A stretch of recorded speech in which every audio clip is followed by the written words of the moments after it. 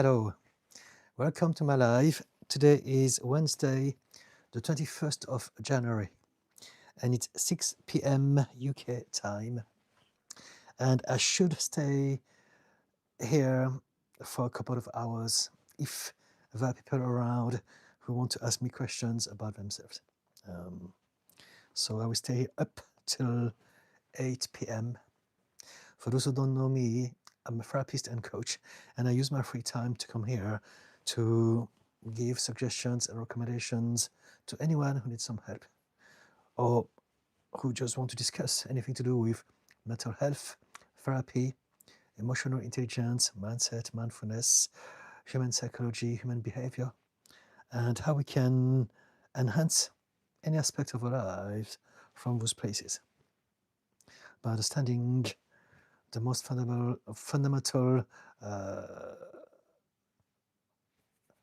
intelligence, which is understanding how we function, how we think, how we feel, how we react to one another. And so the way that I start my lives are always by reading and commenting on some of my own posts. And hopefully at some point there'll be enough of you here asking me things about yourself. And I will do my best to give you some actionable suggestions. Okay, so the first post that I put out today is actually a quote that I saw on the internet. It's not from me, but I found it very beautiful. And it goes like this: solitude is choosing yourself. Loneliness is feeling unchosen. So this is the difference between being on our own physically and being quite content about it, and feeling lonely whether we are on our own or surrounded by people, or even in the presence of people who care for us and love us. The next post goes like this. I just posted it 2 minutes ago on TikTok. People will remember you for either of two things. Either because you've been kind to them when they needed it the most, or because you have been cruel to them when they were at their most vulnerable. And so this is just to highlight how we impact people because of the way we make them feel. And they do the same back to us. And so when we are at our most vulnerable, we will really remember when people are being kind and helpful. But also we will really remember when they are horrible to us. The emotional memory lasts much, much longer than the cognitive one. We absorb and we retain information more when they are charged with heightened emotions. Here's another post, something a bit more positive maybe. The world is not full of bad people. The people who hurt others just happen to be louder and more visible. And so it is important to keep an eye on the bad people to stay safe. But it is also important to keep an eye on the good ones to stay sane. And this is very relevant to many of us because of the state of the world, and we may watch the news, the social media, and be overwhelmed by all of those things happening and feeling powerless. But it's very important to realize that whatever we focus on, we're going to feel more in our body. And so we want to know what's going on so that we can stay safe, we can protect those that we care about, we can have a plan if anything happens. But it's also important to remember that the world is full of all sorts of different people, and the more there are bad stuff happening, the more we can also see the good people fighting the good fight. And they are the ones that will basically remind us that there's hope. There's still goodness happening. It's not all dark and gloom and doom. I'll give us some comments here. Let's read. We've got Turmeric Child. Hello. Can I ask for advice? Yes, of course. Richard Richard Litt, hello, hello. Turmeric, Chad, bro, I asked first. Richard, but I asked first. No, I did. Okay. Yeah. I'm a bit tired. So this is funny. However, there's a time and a place for everything. I'm creating this space to help people who have some problems and troubles. So please be kind. If I see that you are pushing the trolling a little bit too much, I'll have to silence you to mute you. Okay. But if you have a real question, if you're really interested in anything to do with the mind, I would love to have a conversation with you. Pumpkin Puff. Hello, Didi. How are you today? I'm tired, but I'm okay. I'm happy, but I'm tired. I had some problem with my sleep the last couple of nights. I've been working a lot, and sometimes I get into states where I'm super productive, but then I forget to sleep, and the next days I was problematic. But and also because at the moment in this just these few days, my schedule is quite open, and so because of that, I don't have anything that forces me to have a solid schedule as far as my sleep is concerned. So my mind is quite happy to keep being productive all night long, writing my stuff. So there you go. Turmeric Chad, how do I prepare the best fish for my mental health? Food is good, no. Okay, Turmeric Chad, that's your yellow card. One more and I have to get rid of you, okay? But it's funny. I appreciate humor.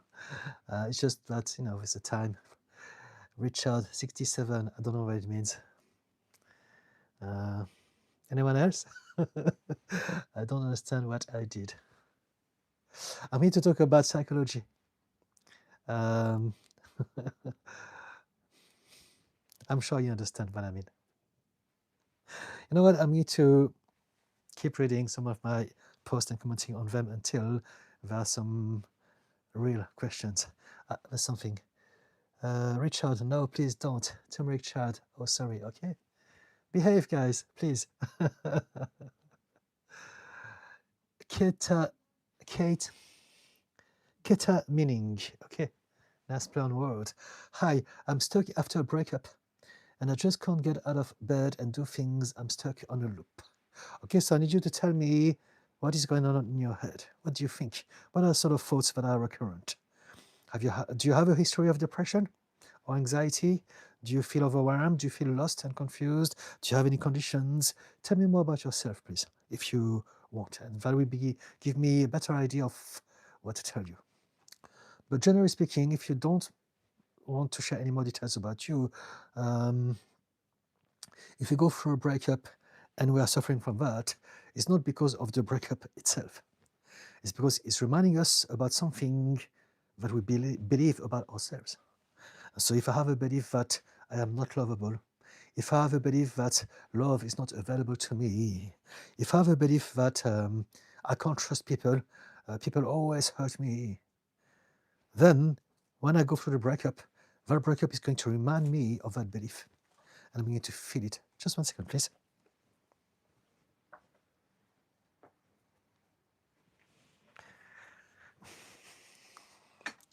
Yeah, that event will remind me of that wound that I'm still carrying inside of me. It's going to poke at it, and that will make me feel terrible. And so what you want to do is to, on one hand, if you want, you can do some work, some self-reflection work to find out, why do I feel like that? What is it to do with my family, my parents, my upbringing that's making me feel like that? Very often we repeat in our relationship situations and feelings and states that we have been used to when we were a child. And so there's that. Alternatively, we can actually actively focus on now, and instead of dwelling on a thought and feeling terrible because of that, we can decide to do something so that we don't think about that. We can be active, we can move. So we can go out, go to the gym, do some sports, meet some friends, go dating, whatever it is. It's not about distracting. It is a little bit. It is distracting ourselves from the old thought. But it's not about just escaping those thoughts. It's about establishing some new habits that will basically bring some empowerment into our lives. When I feel down, I can do that instead. So that's the plan. Let me see, there's more comment. So maybe Richard 67 is a meme. Okay. Pumpkin Puff. Oh no. Will just let us know if you're feeling too sleepy, but I completely understand becoming hyper-focused at night. Yeah. Yeah. Sometime, I don't know, we're all different, but because of my conditions, I may feel very tired, but suddenly it's nighttime and bang, I'm transforming into super alert, super productive, super mentally stimulated person. And that carries me on all through the night. And sometimes it's midday and I'm still there and I'm realizing, gosh, full sun, maybe it's time to go to bed. Pumpkin Puff. I saw you posted your long form video today. I haven't watched it yet, but I will after this live. Thank you for mentioning it. Yes, I do post a long form video on YouTube every week on Wednesdays generally. And the one that I put out today is about procrastination. And I think you were one of the person who asked me about it, right? And so basically I take requests. You asked me about procrastination, and so I delivered a video how to beat procrastination in 7 minutes. So basically, you understand, I explained in that video the reason as to why we are stuck, because we're looking in the wrong place. If you can understand what procrastination is about, we can take the first actions to release the pressure. Procrastination is like a bottleneck effect. And so the more stress, the more pressure, the more shame, the more procrastination. But if you can be kind to yourself, relax, take a break, accept that, the thing that I want to do, I may succeed, I may not, and I may not, and it's okay. As long as I do my best, that's all that I can do. Now we're onto something. But I don't want to diverge too much. Do watch that video if you can, please. It's 6 minutes and 55 seconds. And that can help many of you if you have the problem of procrastination every now and then. I have the topic for the next video already. Someone asked me about purpose. So we talk about how to find our purpose on the next one next week. But if you have any things you'd like me to do videos about, just ask me. And I put it down on the list. Keta meaning, yes, I've had bad depression and anxiety. Recently, I've also developed a panic disorder. It's as if I'm afraid of living. Everything hurts. Everything is overwhelming. Okay, so the problem is not the breakup. The problem is that, right? Breakup is just one of those things amongst many things that are hurting you. But if you are hurt, it's because you have a propensity to be hurt. And that's depression, anxiety, trauma, whatever is causing panic attack. So we want to do some work on yourself. We can talk about it if you want, but do you believe that you may have any conditions? And if so, do you do something about it? Do you do something about your mental health? The reason you suffer from that breakup, this is just a symptom of something else. Right? Henrik Muller. Oh, hello, Henrik. Hi, Didi. Nice to see you. Can you talk in regards about calming the nervous system? What is the correct or beneficial belief? Okay, so nervous system. Your nervous system is basically reacting to what it perceives is happening around you. So if when everything is peaceful and safe and calm, your nervous system is chilled, homeostasis. But when it feels that there's some danger, that's how it's going to be tense, right? And so when we are suffering from a dysregulated nervous system, that'll be either or both because we have had some trauma, or because also we are overwhelmed by our environment. And often it is both. The trauma is going to bring the propensity to react to our environment, and our environment is going to trigger that propensity. So both are important to address. And so we don't really, a lot of people talk about resetting the nervous system, but a nervous system reset is similar to an alcohol. It only addresses the symptom of the problem. And so what is the problem? As far as the nervous system is concerned, is that it believes that it is under attack. So we want to do two things. You want to change the filters that gets our nervous system to be overzealous and trying to protect us all the time by being super tight and super hypervigilant and putting everything on hold in your body. But also we want to organize a lifestyle and an environment that is going to be kinder on us if we have a propensity. But even if we don't, we want to be living a life, doing things and being surrounded by people that are calming, stimulating, positive, as opposed to stressful or overwhelming. And so now, having said all of this, there are some practice that we can do to get our nervous system to feel better in the moment. The first thing that I always recommend is mindful breathing. If you can breathe mindfully, you can learn how to do this. There's a system called the box breathing or square breathing. Google it. There's another one called 478. There are plenty of them, cycle sighing. There are just different names for different protocols of breathing. And the whole point of it is that you can reset your nervous system by sending it the signal through your breathing that you are at peace. And so basically, when you go into panic attack, you're going to have some shallow breathing. Typically, you're going to go like that. And now, because of that, your nervous system is going to feel and believe, I'm in danger. You're literally activating, switching on your sympathetic state, sympathetic mode. And so because of that, now you're in fight, flight, or freeze. And this is what panic attack is. It's a survival mode. Your nervous system believes that you are under imminent attack. And so breathing mindfully, breathing out for longer than we breathe in, and doing it for as long as it's needed until you get better is one of the things that we do to regulate our nervous system in the moment. Now there are other things that you can do. You can bounce. If you bounce, so this is a somatic exercise. If you just bounce like that, it's also a Qigong exercise. Bounce gently. You can put some music. And the whole point of it is to keep a pace and allow for the stress to leave your body eventually as you are moving your body. And you can dance, you can sing. Humming is great also. If you can hum, the vibration are going to, over time, soothe your body and make a difference. Anything that is to do with rhythm will help. So tapping, there's a system called EFT, tapping, and basically people do that. They choose different part of their body for whatever amount of time, and they repeat some affirmation saying, because I feel like that doesn't mean that I'm in danger.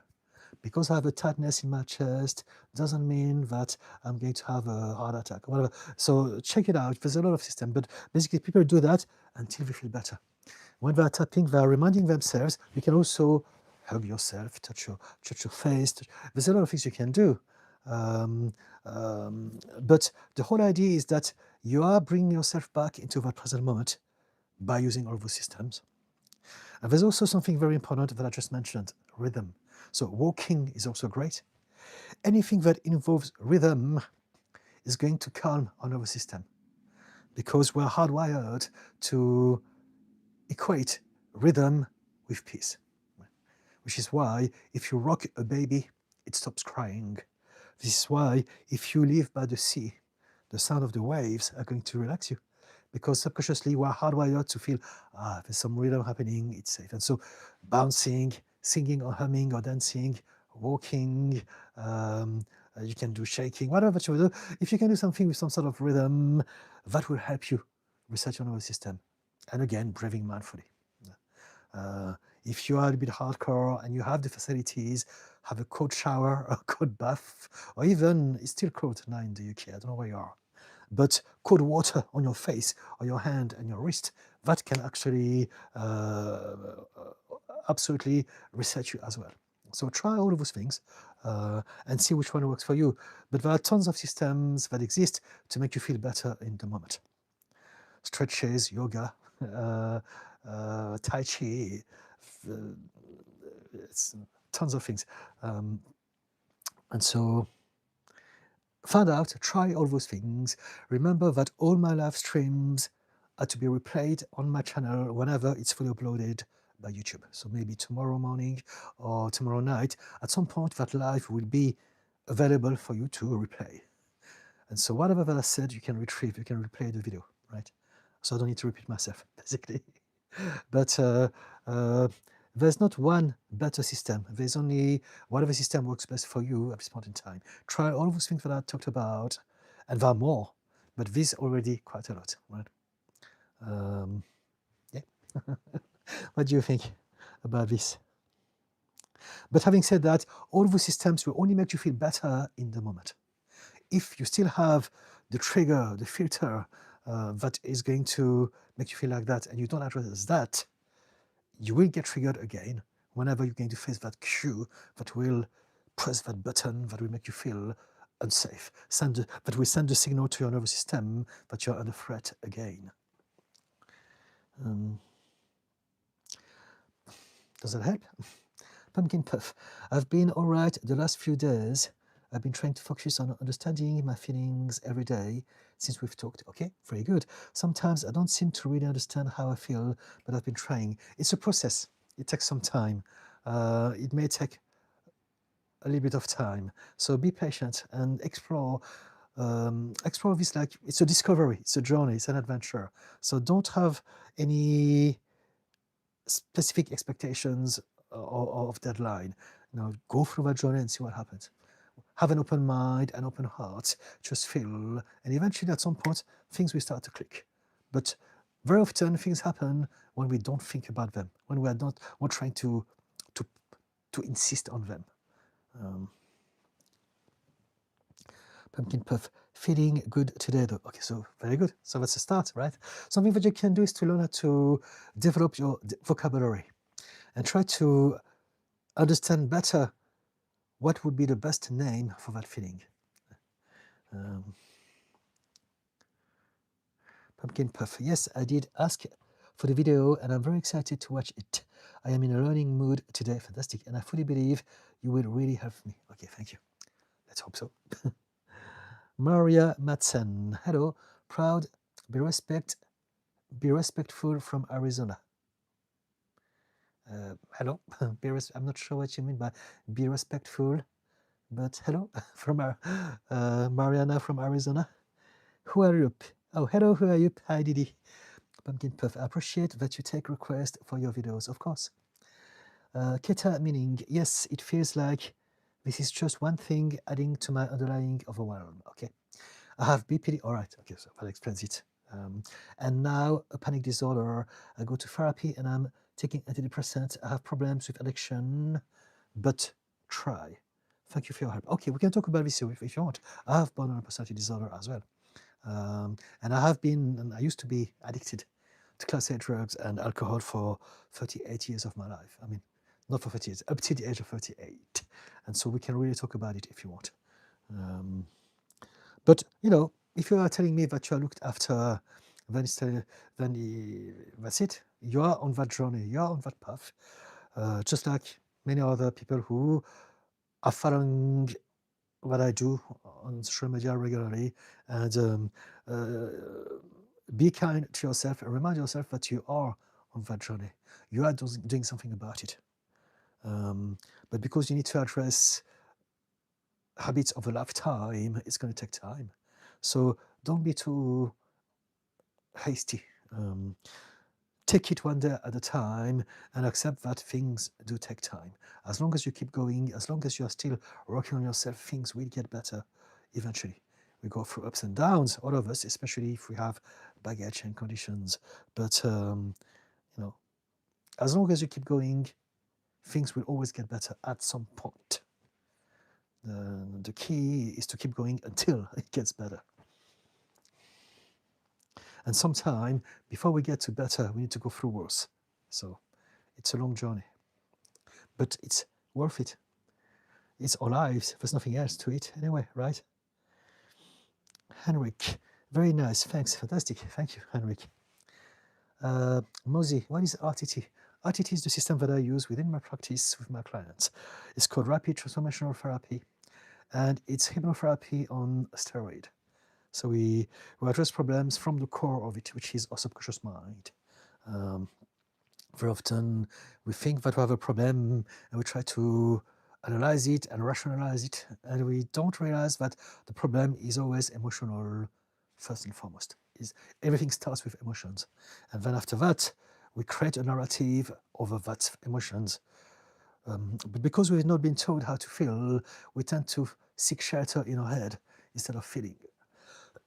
And as a result of that, we get confused because we're not looking in the right place. And so to fix a problem, we must first address the emotional underlying reasons as to why we have that problem.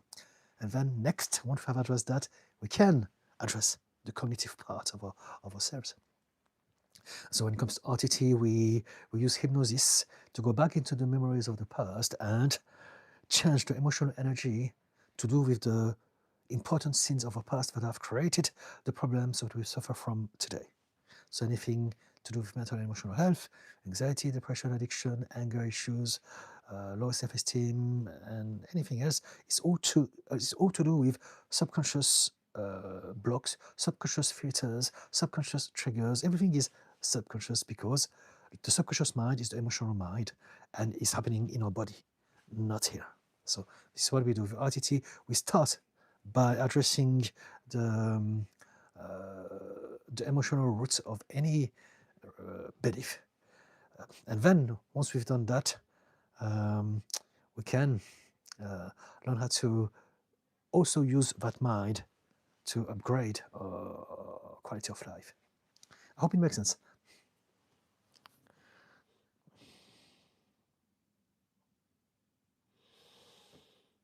Mosey, okay, bye. Okay. Jean 9 Votrin. Hi, hello, Jean. Minkulu Jin, is it how I pronounce your name?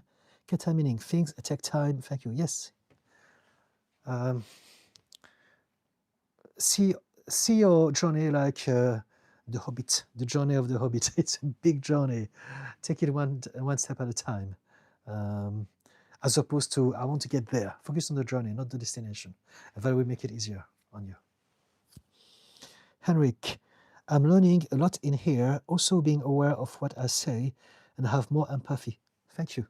Everything beautifully explained. I'm grateful. Fantastic. Thank you so much, Henrik. Pumpkin Puff. I will be kind to myself, but I definitely do need to find better words than I feel good or I feel bad. Yes, so it's about expanding your language, your vocabulary, because when you do this, words are very important. The better you can label an emotion or feeling, the more you are in touch with your body, because you are becoming more precise about how you feel. So, yeah.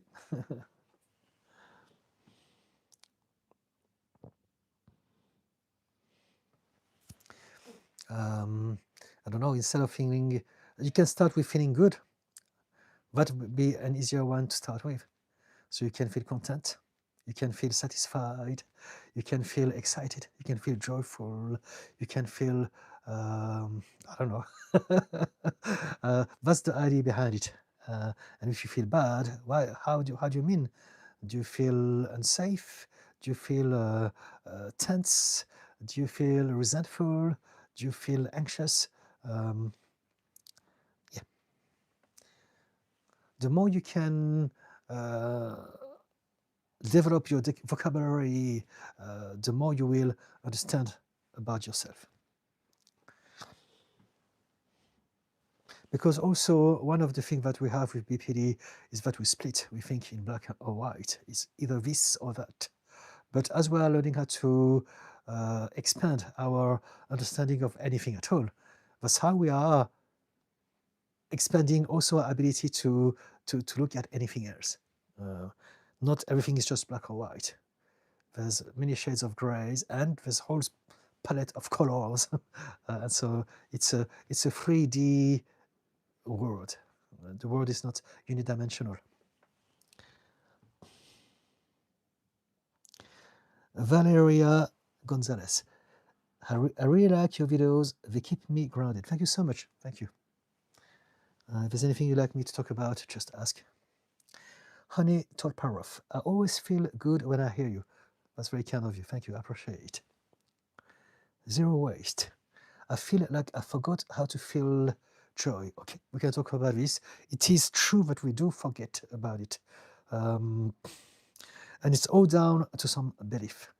So some of us, we may start life quite positively, everything is hunky-dory, and we're looking forward for our dreams to happen. But if over a long period of time, what we want is not happening, now we start to deflate, and we start to lose ourselves. We start to lose the joy that we had about certain things. And this is because of belief. And so we can talk about this belief, but it could be, for me to be happy, I must have those things. And if we don't get those things, then at some point we will develop unhappiness. But that's only because we believe that we must have all those things in order to be happy, for instance. It could be all sorts of things. It can be something to do with our purpose, with our meaning of life. It could be something with some old wounds that we haven't healed, that we haven't even addressed. It can be so many things. But we do tend to forget to be happy over time because society is hard, and there's nothing about it that really helps us. We need to find a source of happiness on our own. Society is designed to exploit us and to keep us on a state of edge and stress. And so we don't want to rely on it. We want to find ways to make it on our own.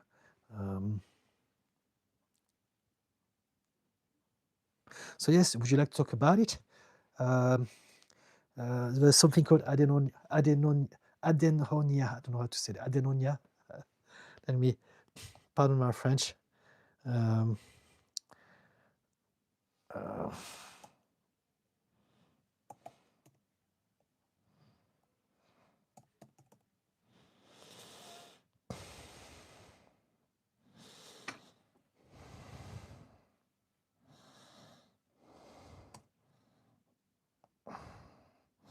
I can't even spell it. Okay, never mind. basically, it's a situation where adenonia, I think it's called. It's a situation where we don't find joy in the things that we used to enjoy.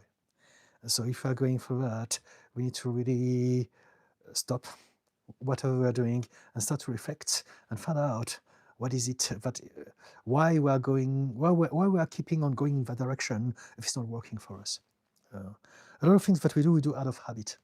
And very often, the best thing to do is to chill, slow down, and then reflect on ourselves. And we do this through mindfulness and meditation, as opposed to keep going in the rat race just because that's all that we know. If we're going in the wrong direction, the further we're going in that direction, the more lost we will feel.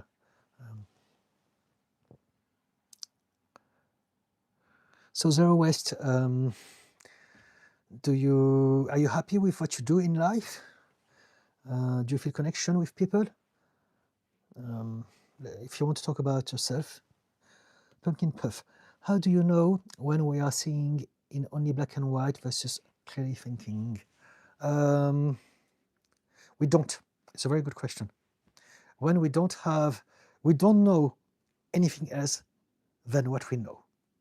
We only know what we know, we don't know what we don't know. And that's why when people are mocking people because they don't know certain things, aha, you're so stupid, they're not being clever themselves either, because it's not their fault. No one chooses not to know something. Right? And so how do we know? We know that we used to think in black and white when we are starting to expand our mind and we can look back. In that case, we know. But as long as we are thinking in black and white, we're going to think that it is normal, it is reality, it is how it goes. Everyone thinks like me. So it's when we expand, when we heal, when we grow, that we realize that we used to be like that, and now I see more, so I can have that awareness. But the other way to know is that, for instance, when one of us is being diagnosed with BPD, we're being told that we think in black and white, and then that's when we self-reflect and realize it's true, right? Self-reflection would be something that helps a lot of us find out more about ourselves. This is what self-awareness is about. It's about asking ourselves, it's about stopping rushing with that momentum and then starting to feel and look inward. So that's how we know. We can replay some episode of the past and think, okay, maybe that was too much, maybe I exaggerated. We can compare with other people, with what we know, and think, okay, why do I always react like that when other people don't? So that's one of the ways. But at a general level, what I said before is very true. We only know what we know, and so we're all on a journey, and hopefully we'll meet the right people with the right information at the right time that will help us expand our understanding of self. That's what I'm doing here. But what you say is very valid in regards to politics, for instance. Some people are going to say, how can you not see what I see in regards to whoever that you support politically? And that's because that's their reality. They don't know, they genuinely don't know. They believe that their guy is the messiah, is the best guy in the world or whatever. And we call them stupid and ignorant because we're looking at them from our perspective, and we forget that they have a perspective as well. And from their perspective, they are the good guys. Add weight. Oh, hello. Remember me? Yes, I do. I do remember. I remember the name. I don't remember the conversation. But if you can remind me, I'm sure that it will come back. Pumpkin puff. Sometimes I feel clear in my thought, but my husband will point out that I'm still seeing things as this or that. Okay. So in that moment, what do you do? Do you go along with him? Do you trust him? Or do you lift your shield and your walls against him? And also remember what I said the last time. We often forget about the element of time. And so maybe in some moment you are clear with your thought, and some other moment you're not, and the next moment you are. And maybe your husband was telling you about the previous moment, but not the moment that you are in that moment. There can be a lot of confusion just because of that element of time that everyone forgets about. You may not be talking about the same moment. Zero waste. Thank you. Thank you. Honeytor Parof, are they spraying chemical trails in your area today? I don't know. Some people do talk about chemical trails quite a lot. I haven't got a clue what they are. I think it's something to do with pollutions. And so I don't know. At this point in time, that sort of information, I'm not sure that is going to be very useful to me. Let me find out. Chemical trail.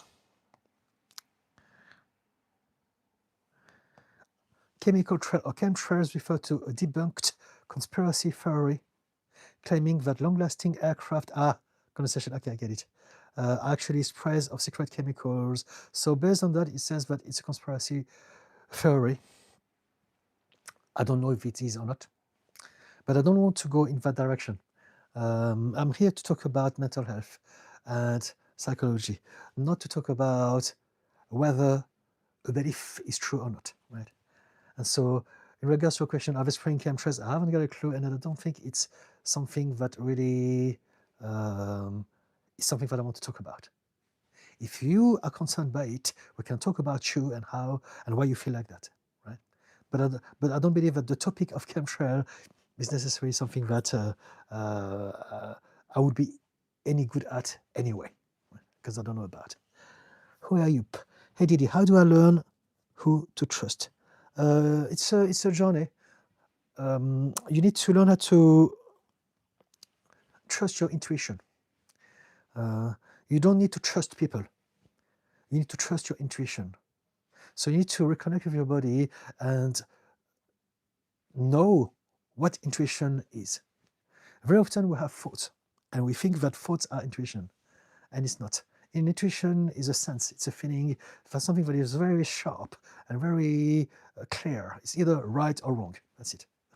And so learn how to reconnect with your intuition. And there's a way to do this. I often talk about it, and it goes like this. We all have some moment of intuition, and I know that we all do, because we all have those instances where we go, why didn't I do this? I knew that I should have do it. Or maybe I knew that I shouldn't, and yet I did the opposite. So this is the intuition. So we want to remember, how did I feel? And so the next time when it happens, just surrender to it. Follow that. And then the more we do this, the more we reconnect with our gut, with our intuition, and the more we are able to use that tool to measure the energy of people in this moment. And so you don't need to trust people. You only need to trust your intuition, because people also change.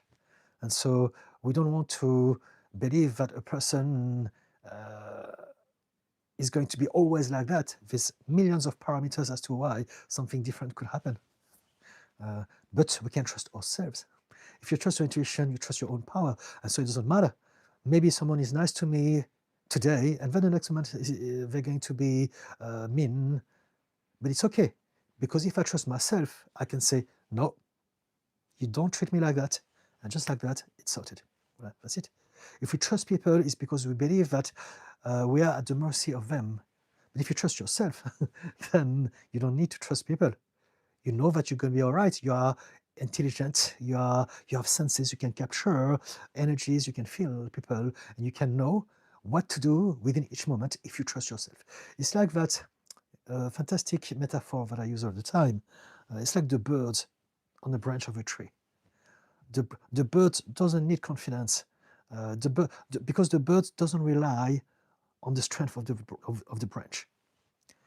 The bird has wings. It relies on itself. If the branch cracks, it's okay. It can always fly and get another branch. Super easy. It's the same thing with trusting people. I think that analogy can be used for trusting people as well. People are the branches. You don't need to trust anyone. You just need to trust yourself. Go along, be optimistic, be open-minded, be open-hearted, listen to your intuition, and you'll be fine. Right? You don't need to trust people. If you feel that your intuition is telling you that person is dodgy, then take an action. Create a space between you and them. Set some boundaries. But you don't need to live in suspicion and fear. We do that when we are hurt and we don't know any other way to stay safe. And that's why self-belief is so important. Self-belief is the pinnacle of healing and and of also being empowered. If you trust yourself, you're pretty much sorted for everything, because most of our problems are down to us trying to avoid pain. And so all the systems that we suffer from, let's take anxiety or depression, for instance, which are the two most common, there are systems that exist to protect us from pain. All the things we suffer from, addiction, self-sabotage, low self-esteem, imposter syndrome, procrastination, anything, they're all systems to protect us from pain. And so if we could trust ourselves to be able to deal with that pain when it happens, to be able to feel that pain, but to be okay the next moment, then we have addressed most of our problems. One of the greatest source of suffering, it's our obsession about pain and trying to avoid it at any cost. Pain is inevitable. Suffering is precisely our impossible desire to avoid pain. But if you can accept that sometimes pain happens, sometimes life sucks, sometimes we have situations that we can do nothing about, but it's okay, because it's only one moment. And there's going to be something next the following moment. Nothing lasts forever. And so if you can realize this, then we don't need the anxiety, we don't need the hypervigilance, we don't need the suspicion, the paranoia, we don't need the depression to shut us down from overwhelm. We don't need any of those things to protect us anymore, because we trust ourselves to be able to do whatever needs to be done in the moment as we are facing any situation, including pain.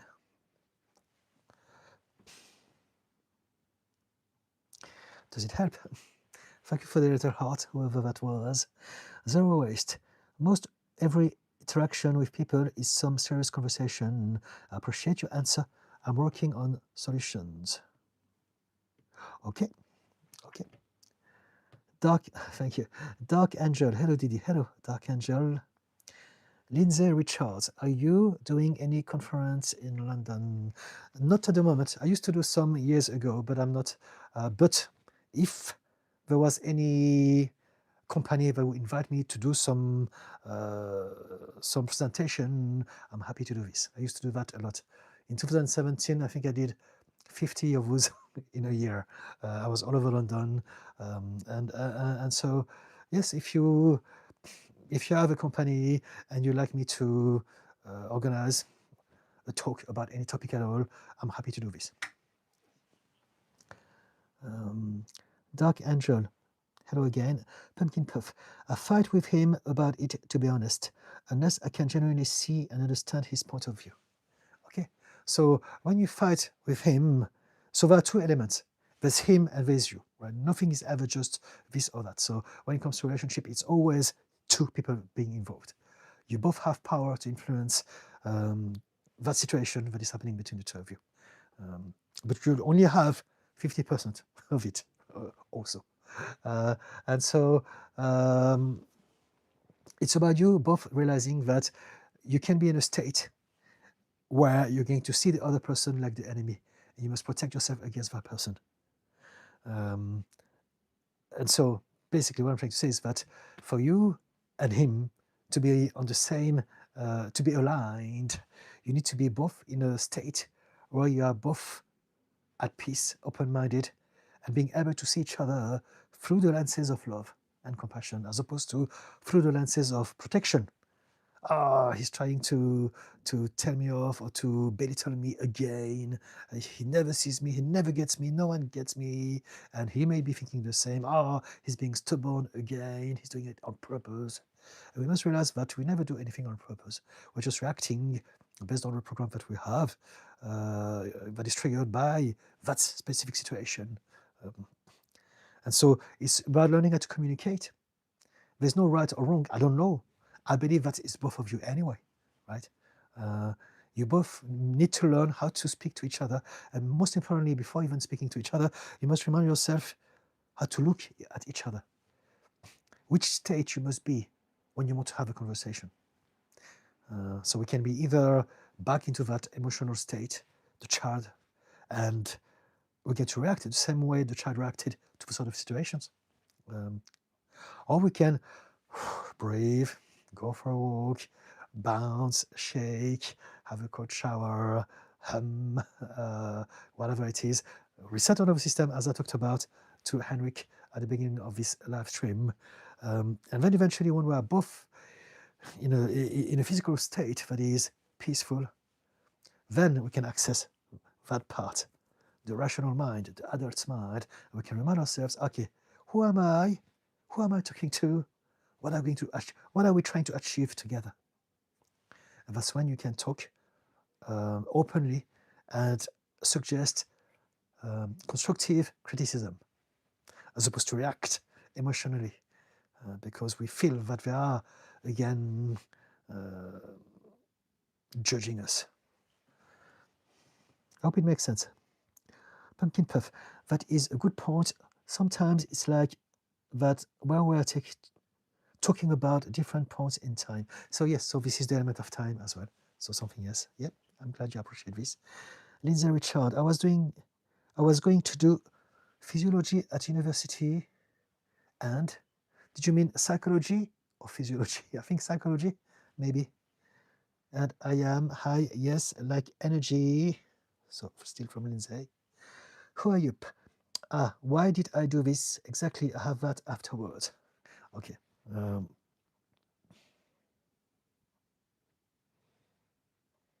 Yeah, okay. Dark Angel, thinking about trust. I need to re-establish boundaries as I have been open about my progressive illness. But I now find people now don't engage with me on any level. I am a ghost in the room to them. So don't worry about what people are doing or thinking. Worry about how you feel and how you're going to maybe connect with the right people. Sometimes we are trying very hard to be seen by the wrong people. And sometimes they may see us, but if you just think about what they may see of us, we are going to blur our perspective of that moment, of that reality. It's going to hinder our perception of reality, right? And so if you can give me some information about you, that'll be very helpful, Dark Angel. And the way that my brain works is with question. If you can give me a clear question with some bullet points, then I do my best to help you out with that.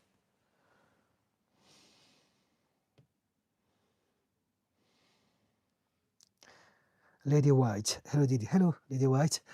Person with a question. Hi, Didi. Hello. Lindsay Richard. Yes, first one. Okay, psychology, right? Okay. Pumpkin Puff. Does BPD block the logical part of our brain when we split? Yes. Or is it normal to not be able to reach logic while feeling emotions? Both. So basically, because of the BPD, we have less access to a critical thinking part of the brain, and we are emotionally dysregulated. BPD is an emotional dysregulation disorder. And so this is born from trauma, but it's true that for any of us, this is how the brain works. We can either be rational when we are calm and focused, we want to solve a problem, or we can be overwhelmed by an emotion. And in that moment, the emotional mind has taken over. And so it's one or the other. In that moment, we won't have access to our logic. And when we split with BPD, it's typically because since it's a personality disorder, it is who we believe we are. So it's not something that we experience. It is how we experience everything based on how we see ourselves. And that's why it's a personality disorder. It's not a mood disorder. So that's why learning how to see yourself under a different light, and it takes time, but if you can learn how to create a different sense of self and identity, then that's how we start being able to see things differently. As long as you believe that you're still the same person that you used to be, that is hurt, that is alone, that must do everything in its power to survive, then your mind will have no other alternative than to split black or white. Because it will constantly feel under threat. And so when you're under threat, you need to know precisely, ASAP, if that person is a friend or a foe. So we split. We don't have the luxury to think, okay, so maybe there's circumstances or whatever. No, it's got to be clear. Am I safe or am I not?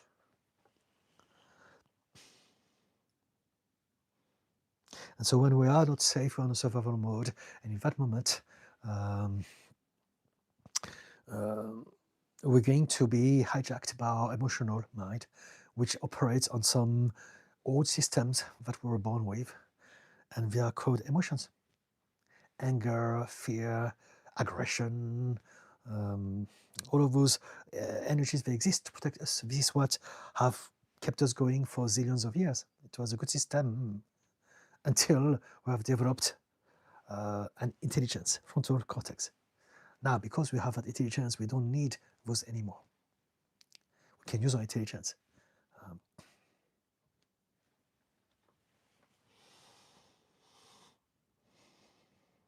Dark Angel, they are my husband's family. Okay, so let me go back to what we were saying, Dark Angel.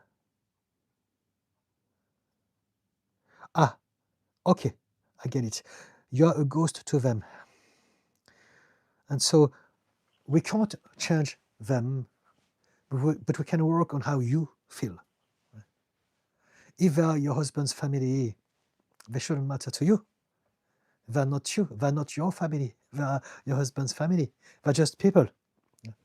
If you suffer, it's because you believe that they're important. You believe that they must see you. You believe that they must behave in a certain way. But do you live together? Are you in the same house 24/7? Or you just see them every now and then? Because you don't really need them. Now, to be honest with you, your husband, I don't know how he's like, but he should be on your side. If your husband is not on your side, if you feel that you're alone against the whole system, against your whole community, against your husband and his family, now it's going to be hard because you're going to be on your own. But if you can realize it's just my husband's family, they can think whatever they want, I don't care. If they don't see me, it's a shame, it's their loss. But it's okay because I've got my friends, I've got my interests, my hobbies, I've got the things that I like. Now you can focus your mind on the things that make you feel better and on the people who see you, as opposed to the people for whom you are invisible.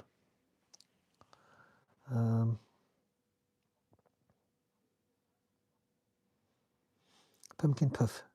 So there's more from Dark Angel, so I will get back to it. I'm not dismissing you. I'm just going one thread at a time.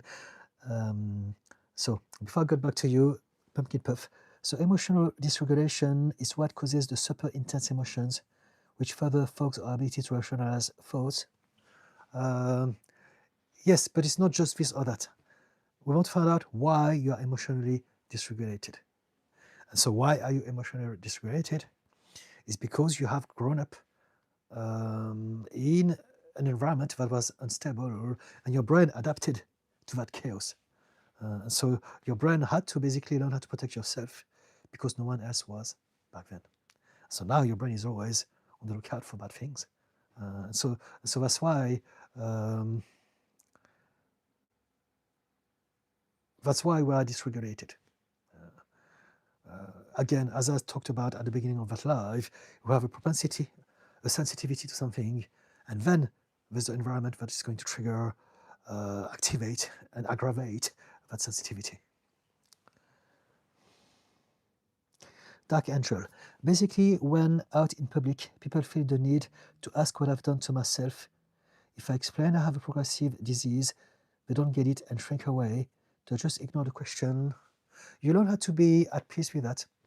You learn how to accept yourself, so that when you explain it to others, whatever reaction they have, don't make any difference on you. Right? If you feel bad about their reactions, it's because you have some shame or some anger about it within you. They're activating something that exists inside of you. And so it's like, let's say, I don't know, if I had some sort of disfiguration in my face and I was very conscious about it, I would hate for people to point it out. But if I can accept myself and think, you know what, this is my face, take it or leave it, I can learn how to love myself regardless of that face. It doesn't matter. I know that some people love me regardless of that. And so I'm going to focus on those people and I'm going to focus on myself. And if you can see yourself from that perspective, whatever reaction people have, it doesn't matter. Let's say if I'm a little bit plump here and some people will go, oh, Didi, you should look after yourself. In the past, I would have felt terrible. Like, say, oh, I would have shrunk and felt, how dare you?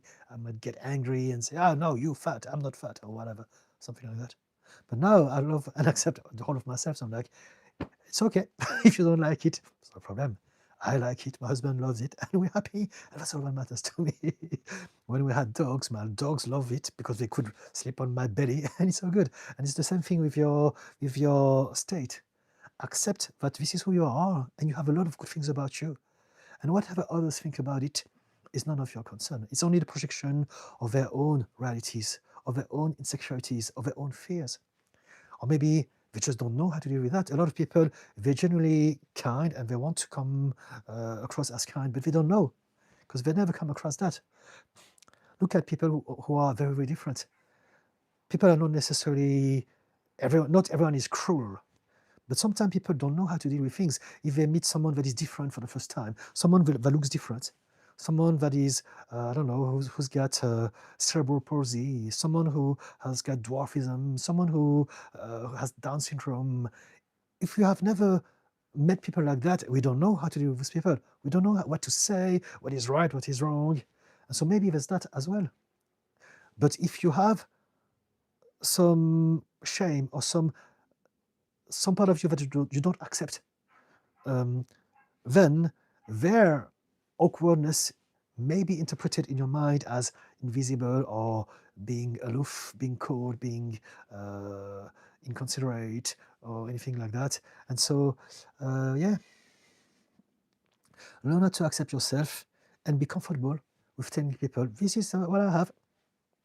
And I hope that you can still see me as a person. We don't have to talk about just this, but we can also talk about it if you want. I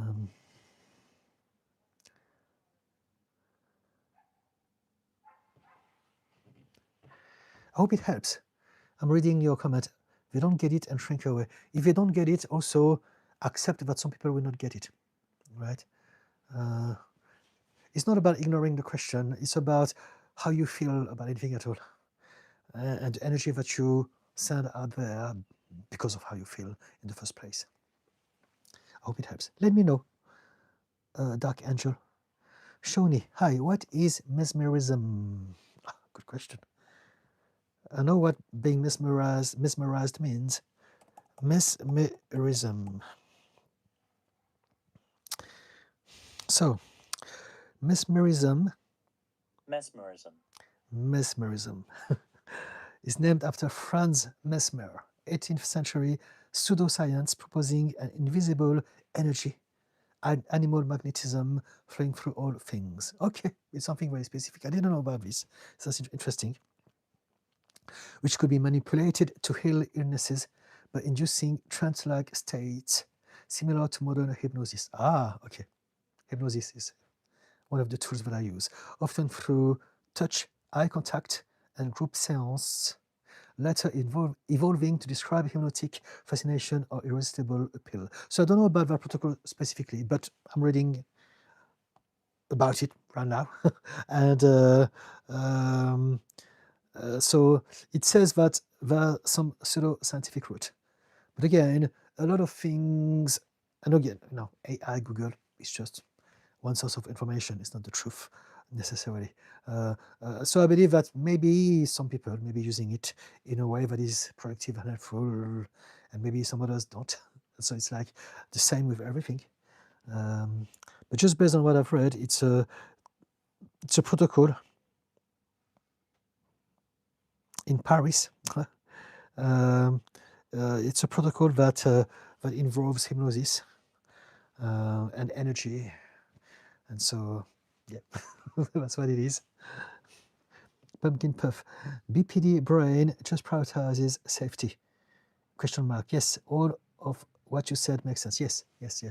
When we have a condition like BPD or any extension of any type of trauma, our priority is safety. Our whole life is based on safety. Everything that we do, everything about our behavior is based on safety. And so much so that even the way we're going to experience the world is going to be distorted, because our mind is going to be seeking the worst possible things because we need to stay safe. We have a negativity bias.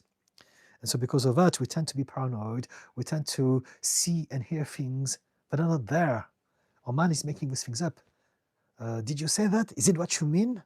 How dare you? And we didn't mean that necessarily. Maybe it was totally, genuinely innocent.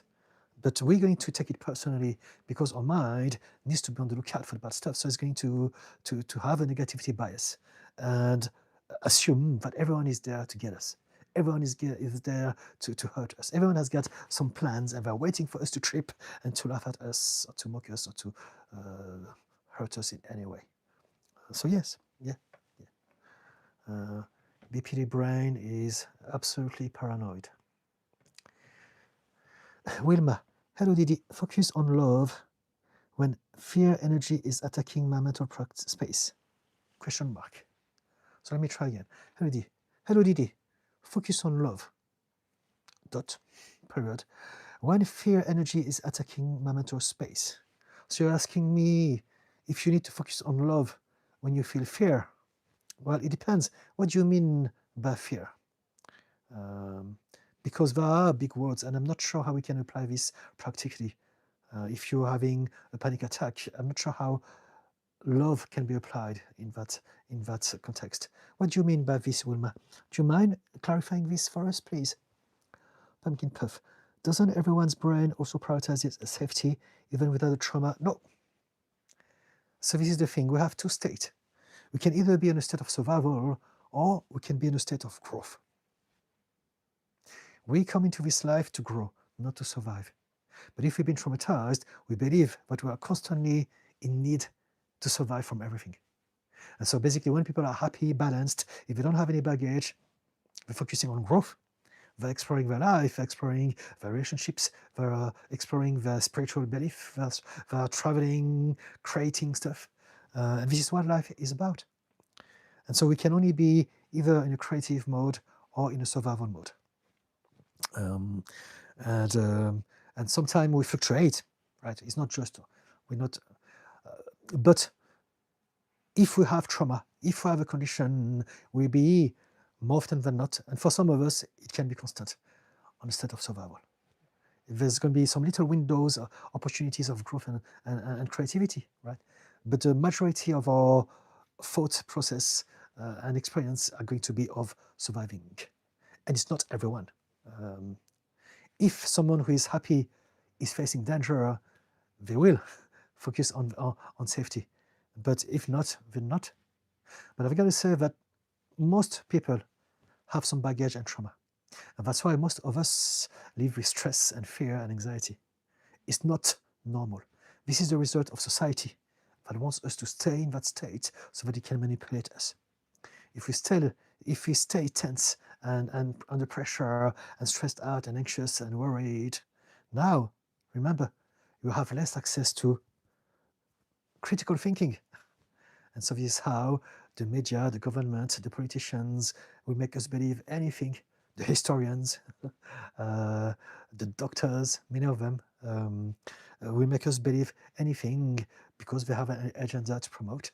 And so, yeah.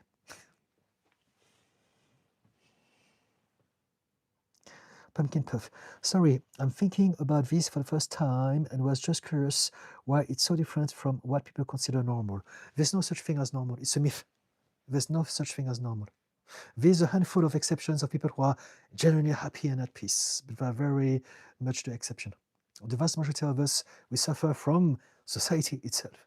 It's a very serious conversation that we need to talk about. Any form of injustice, inequality, racism, discrimination, ableism, all of those things, classism, all of those things are creating so much problem, poverty, education, are creating so much stress, so much people who suffer. And so the myth of normal is only for a handful. Most of us who are trying to pretend to be normal. Because of that myth, we are all aiming at being normal, but there's no such a thing as normal. And if you are neurodivergent, which you are, you know that this is the reason you suffered all your life as well.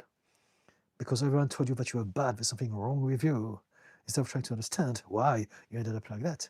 Right? We don't choose to be pity, we don't choose to be angry, we don't choose to split, we don't choose to lose control. No one chooses that. But a normal society is going to tell us that people who are not normal, they do it on purpose, they choose it, they are bad. Again, religion is one of the systems that get people to believe those lies. And so yes, let go of normal. It's not true. There's no such thing as normal. There's only the normal that we're going to create for ourselves. But if we compare ourselves to a standard, this is why we all hurt. We are trying to fit in. We are trying to be good enough. And we're all good enough. We don't want to fit something. We want to create a reality that fits us. It's the other way around.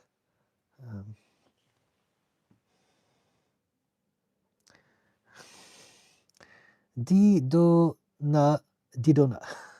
said hi. Hello, Dark Angel. Thank you, Didi. Thank you, Dark Angel. Person with a question. How do you know if you are ready for relationships / dating after avoiding it for several years and only having met just emotional, unsafe people before that? CPTSD brings isolation too. Okay. How do you know if you are ready? You don't need to be ready. You just need to try things, and it will either work or it will not work. That's it. And then you will know whether you're ready or not. We try to be ready for everything in life. Am I ready for that? Am I ready for we try to basically avoid any possibilities of being hurt. Again, I talked about it a little bit just before. And instead of thinking and overthinking, overanalyzing, over-preparing, we can just go for it and realize that, you know what, if it doesn't work, it doesn't work, but I will still learn something. I will still give my chance to meet someone, to speak to someone, to see where I am at this point in time. And so if you have been hurt with a relationship, but you want to go back, just listen to your body. If your body feels that I want to do this, I feel that I can do it, do it. But if your body is telling you, I'm not ready yet, I don't feel safe, I don't trust people, then don't do it. You're not ready. I think this is the answer. Listen to your body. Your body knows. Your body has an intelligence. Instead of trying to think, do I tick all the boxes? Is it a green flag or red flag? It's not like that. What do you feel? Take it one moment at a time, one day at a time, and then follow your emotions, your feelings, your intuition, and see where it takes you. And it may work, it may not work. When it comes to relationship, it's all about a discovery. It's an exploration. People look at the wrong place. They want to have a final product. I want to make sure that I meet the right person for me all my life. I need to meet my soul flame, my soul sister, whatever it's called, my other half. We don't want to do this. You just want to go through life and experience yourself through your relationships. And at some point, it may happen or it may not happen. It's not down to us. There's a big myth that we choose our partners. We don't choose our partners. It just happens. People say, choose someone, choose who you're going to be with precisely. It's important. We don't choose. We just end up with people based on how we feel about them, how we feel about ourselves with them. It's got nothing to do with choice. It is rubbish. It's total lack of awareness to say those sort of things. We don't choose people.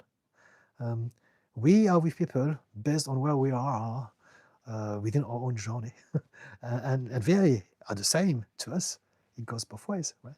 And so explore relationships, see how you can grow, see what happens. And so you may straight away meet someone with whom you can spend 50 years together. Or it may not be the case. It may be a terrible date, or it may be something that lasts a few weeks, a few months, or a few years, and it's okay. Life is not about securing, having a guarantee of things. It's about exploring yourself and what you can do and how you can grow from everything. There's a very good quote from Clint Eastwood in one of his movies called Dirty Harry, the 70s.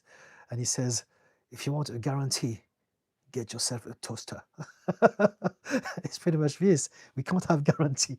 Otherwise, buy yourself a toaster. So I'm taking it with a pinch of salt because I want to lighten up the thing. But how do you know if you're ready for a relationship? You don't. Just do it. And then you will know then. But if your body is really telling you no, then you know that you can't do this. Right? Don't force yourself.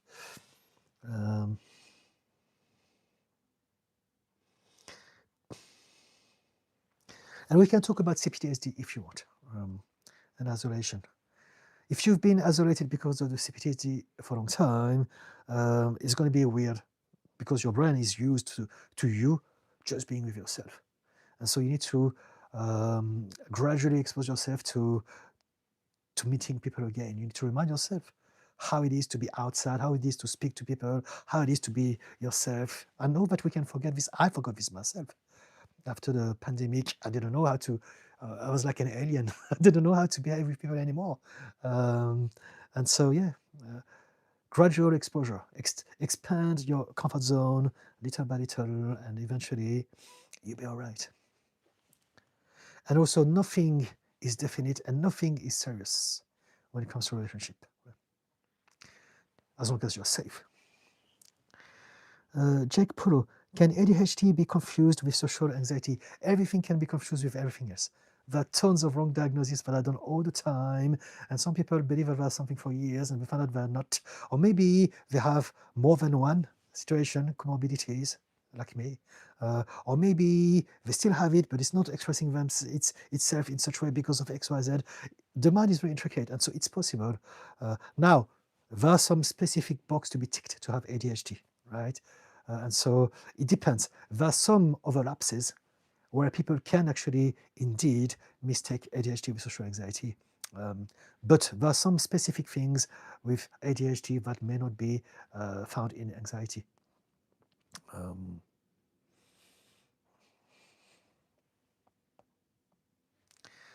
so, yes, is it for you?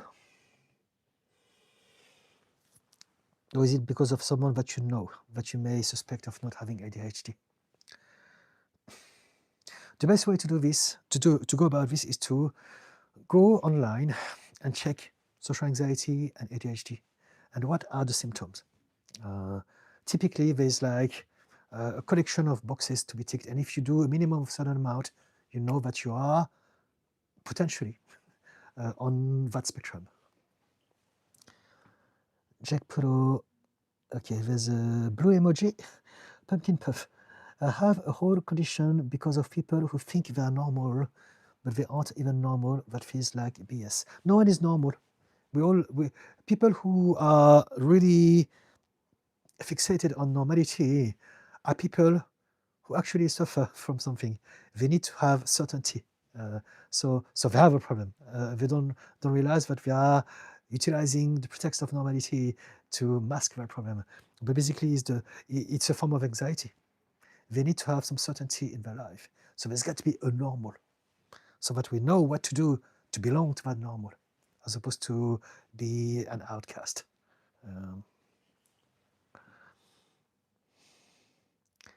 But also there are people with no empathy, who never had a problem in their life, and for them, they may look down on people who are different, who are not functioning the same ways as neurotypical people do. And so people with no empathy could also judge others and dismiss them and look down on them because they're not normal. But it's their problem, not yours. Person with a question. Thanks, Didi. I appreciate it so much. You are the kindest. All right, thank you so much. Pumpkin Puff. Also, since you were talking about it, social anxiety and paranoia is definitely something both me and my husband need to work on. If you needed any more ideas for videos, it's going to be specific. Social anxiety and paranoia, again, they are big topics. If you can give me something, an angle, a perspective, then I can explore that topic for you. Absolutely. But it's just like telling me, can you create a video about anxiety? Yes, but how do I start? There are tons of ways to talk about it, and same thing with depression or anything like that, trauma. So which angle would you like me to look at it? Social anxiety and paranoia. I can do a general video about social anxiety. I think paranoia would be better within a context, though.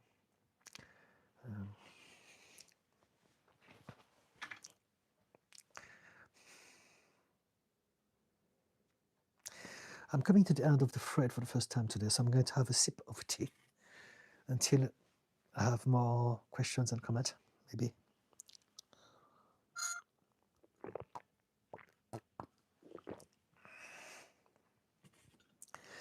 I'm having an Earl Grey tea, if anyone is wondering. I stopped drinking coffee because of my blood pressure. Pumpkin Puff, not trusting humans because both of us had people stalking us. Okay, so if you don't trust humans because both of you had stalkers, it means that you've been traumatized. Some people have hurt you, and because of some people, you mistrust everyone else. Think about this like that. This is what a trauma is. You believe that now you can't ever be safe, so you need to be suspicious of everyone. But if you can remind yourself that it's only some people who have hurt you, not everyone, then you can start to learn how to trust yourself, to be able to differentiate the good versus the bad people, right? And then you can go out again.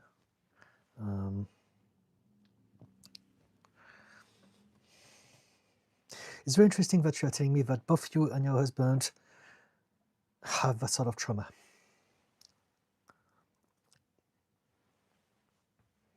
So with BPD, it's understandable, right? In your mind, there's already a lot of bad people everywhere. But I don't know that about your husband. So that explains why you have some clashes. Again, that's what I always say. For someone to be with someone with BPD, they must have baggage. No one in their right mind, without trauma, I mean by that, would allow someone with BPD in their life. Typically, people who end up with people with BPD are so either some of them can be narcissistic. Narcissistic people and BPD go very well together. They feel each other's sense of grandiosity, or they can be very lacking of self-esteem, or maybe they see themselves like a healer, and so they want to save someone. They want to be the savior. There can be all sorts of things like that, but there's always something to do with them. No one would allow with someone with BPD to be in their life and to abuse them and to go through those roller coasters of emotions and situations.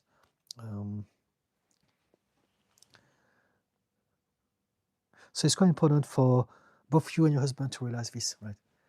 I deal with quite a lot of people with BPD in a relationship and couple, and it's always it takes two to tango in any relationship. We want to stop just blaming the person with BPD. It's more obvious that someone is creating more havoc, but there's a dynamic behind it, and we must understanding the bigger picture in order to fix the whole of it, as opposed to believing that it's just because of one person, because it's also a lot of pressure on the person who has BPD. We have enough shame and guilt as it is, but if you can understand that we all do whatever we do because of our program, including our partner, now things are a bit lighter for us.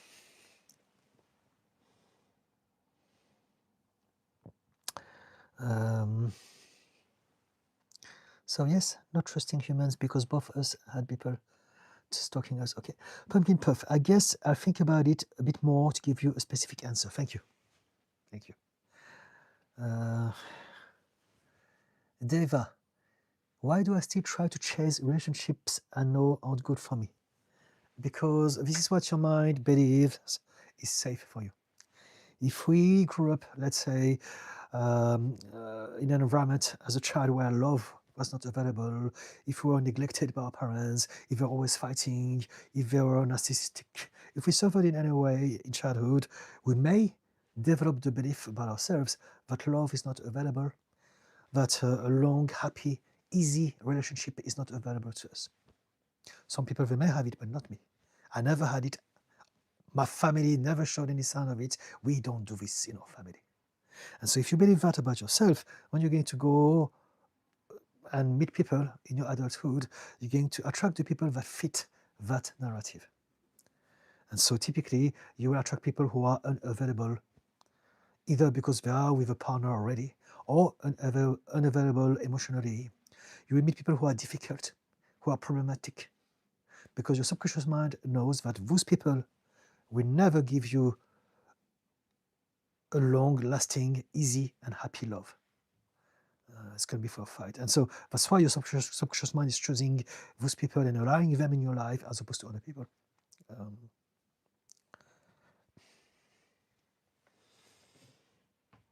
And so you want to address your own belief system. Until you do, you will keep doing this. There's a part of you that we are attracted to whatever feels familiar. And so if we are familiar with, let's say, chaos, because we had a lot of chaos, we grew up in chaos in childhood, then when we see someone who emanates the energy of chaos, we're going to recognize that energy. We're like, oh, my kind of person. And because the mind is very tricky, it's going to get you excited. That person is exciting. Oh, I like that person. He's dangerous, or whatever, something like that. Yeah. And people who are very nice, there may be a lot of people who like you for who you are, and they're very intelligent, kind, beautiful, talented, whatever, but you will not find them exciting because they don't resonate that energy that your nervous system has been used to. Does it make sense, Deva? Rita Halia, thanks, Didi. I would love to understand more about tremor. You mean trauma or tremor? trauma or tremor? I think you mean trauma, and its psychological impact and detachment. Thanks. Could you be more specific, please? Do you mind? Could you tell me more about yourself? Trauma is when we are, so there's two types of trauma, big T and small t trauma. Big T is a shock, an abuse, an accident, natural disaster, something big. We know it's precisely what happened that has changed the way we behaved and the way we feel after that event. And the small t trauma are things that we're exposed to over a long period of time that are not so obvious, but still damage us and change the structure of our brain. And so if we are overwhelmed by a situation, or if you feel neglected as a child for too long, and so because we feel neglected, we're feeling unsafe, then our brain will develop in a different way to protect us because it feels that we're not protected, either from the big trauma, big T event, or from the neglect, or from the little abuse, the macroaggressions that kept on happening, and that dent our confidence and our happiness over time. We can have CPTSD if we live with someone who is narcissistic, for instance, because we'll be constantly belittled. And so that will change how we think, how we feel, how we experience life. And so trauma is not an event. Trauma is how we feel after an event. And there are two elements to that. There is first nature, and then there's nurture. Nature is our DNA, our genes, our propensity or sensitivity to something. And environment is nature, is nurture. It's what is surrounding us that is going to trigger those genes, the expression of those cells. And so that explains why some people may go through the same situations and yet the outcome is different. Again, could it be the small or the big trauma? I hope that makes sense. Again, if you can be more specific, that'll be more interesting, perhaps, for me to talk about. Pumpkin Puff. It was different situations for us. Like you were saying, I think we trauma bonded in a way because I already had PTSD/CPTSD when we met. Okay. But did he? Does your husband have any conditions that he would know of? Deva, completely get it 100%. Okay. Okay. So you can change this, Deva. You can work on yourself through self-reflection, through meditation, through therapy. There are a lot of different ways for you to upgrade your belief about yourself. Pumpkin Puff. I think because of my trauma, I was able to help him with his trauma. Okay. I never actually thought of all of that before. I just always wonder why he picked me. This is someone without trauma. Yes, there is a trauma bond, absolutely. Something with me and my husband. The reason he's with me is because probably I reminded him of a lot of his own story when he was younger, of the people who hurt him, and him of me somehow.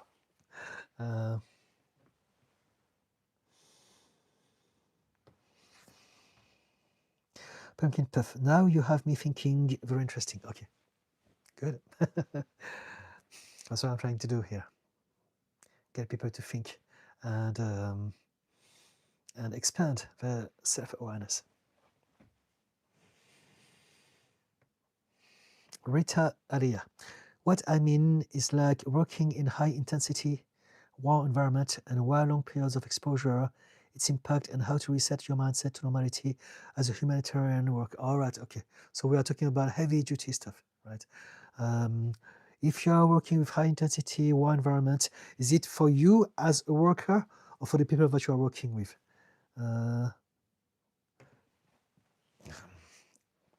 Some situations, some jobs are going to be more difficult than others. If you work in a high intensity war environment, you will experience trauma directly and indirectly. Directly through being there, and indirectly in the sense that you're going to deal with people who are traumatized. And if you're in that environment, also everything is different because everyone is traumatized. And so the experience of reality is very different in those places and time.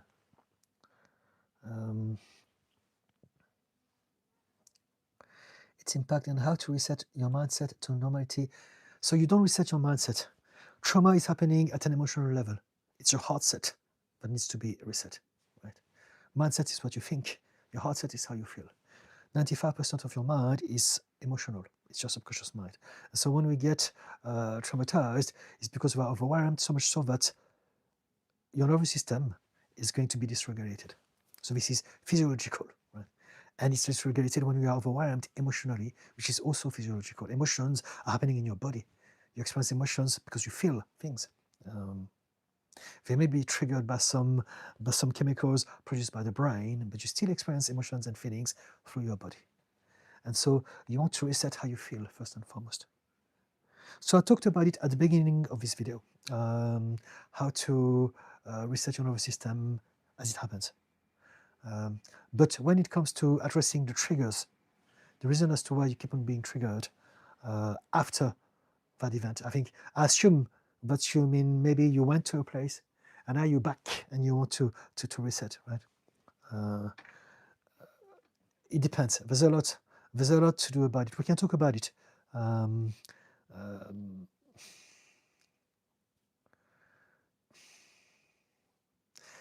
I would need to know you. I can't tell you like that because we're all different. Because your ability to heal or to recover from trauma will depend on your history. Typically, the way we deal with life will be down to our predisposition to it. And so essentially, if we have some genes or an upbringing at a very young age that get us to have a propensity to be more sensitive to environment, it's going to be much, much harder to recover from trauma. And we're going to suffer from our environment much bigger, in worse ways than people who are not like us. But for some of us, they don't have a problem, so it's going to be easier. So it depends. I need to know you. But essentially what you want to do is to have a lifestyle that will help you address how you feel. So you need to do some practice, some rituals. Meditation is one of them, but also some somatic exercises. You can do some yoga, you can do some tai chi, spend time with nature, all of those things. Have a lifestyle that gets you to release the stress, release the tension, and then the meditation or therapy would be very helpful for you to change the blocks that you may have that are creating how you feel because of what you have experienced. I hope it makes sense. But there's no one formula that will work for everyone because there's a lot of things in place here. Do you want to tell us more about what you do, Rita? I would love to hear about it. And then I would love to give you some more specific advice. I'm assuming that you go in places where there are conflicts and war as a humanitarian, and you want to know how you're going to be able to get back to some sort of normality when you're back from there, right? Please correct me if that's right. Pumpkin Puff, we think he had ADD or possibly a form of autism. All right, okay, that explains it. Okay, he experienced something when he was younger that did affect him, but he seemed happy before the stalker. Okay, so anyway, we can't talk about it too much because I don't know. He would need to be here and tell me directly so I get to know him. Otherwise, it's just hearsay, and it can be anything at all. But at least I can see that you both understand that he has a condition, possibly, right? And so it's very important for you to highlight this so that he knows that he has some impact into the relationship. It's not just you and your BPD. You both have your baggage.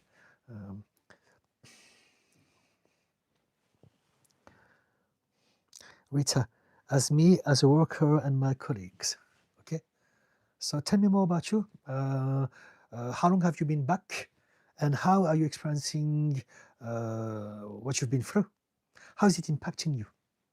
And do you have any history as well? If you can tell me some of those things or more, that'll be very helpful. Pumpkin Puff, I fear that my BPD stole his happiness away, but I don't know. No, it didn't. He chose to be with you. So it's not, first, it's not you and your BPD. It's not you are here and the BPD is there and it's touching it. It's not like that. It's everything.